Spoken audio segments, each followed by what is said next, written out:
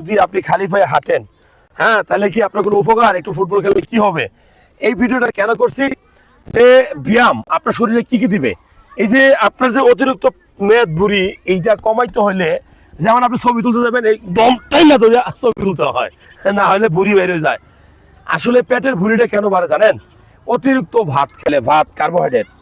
আপনি যদি অতিরিক্ত ঘরে বসে থাকেন, সময় কাটান, ব্যায়াম না করেন, খেলাধুলা না করেন, তাহলে আপনার এই ওজনটা বাড়বে। ওজনটা বাড়লে কি হবে? আপনার ডায়াবেটিস হবে। ওজনটা বাড়লে কি হবে? আপনার হার্ট অ্যাটাক করার চান্স বাড়বে। ওজনটা বাড়লে কি হবে? ঘুমের মধ্যে ব্রেন স্ট্রোক করবেন। ওজনটা বাড়লে কি হবে? আপনার দামি সম্পদ, সবচেয়ে দামি যেটা টেস্টোস্টেরন লেভেল, হরমোন, এটা কমে যাবে। তো আপনি কিভাবে ওজন কমাবেন, আজকে কয়েকটা ভালো টিপস দিব। প্রত্যেক দিন এরকম বিকালে খেলাধুলা করার চেষ্টা করবেন, 1 ঘন্টা ব্যায়াম করবেন। আর কি করবেন? আমি অবশ্যই বলবো, ভাতের পরিমাণ কম খাবেন, সবজির পরিমাণ বেশি খাবেন। যেই খাবারটা খাইলে মানুষের তৈরি, মুখে কামড় দিলে মিষ্টি লাগবে, সেটা বয়কট করবেন। আর সকালবেলা একটু খালি পায়ে হাঁটবেন। খালি পায়ে হাঁটলে 42 বা 32 রকমের রোগ থেকে আপনি দূরে থাকবেন, আর এটা গবেষণায় বলে। আর কি করবেন?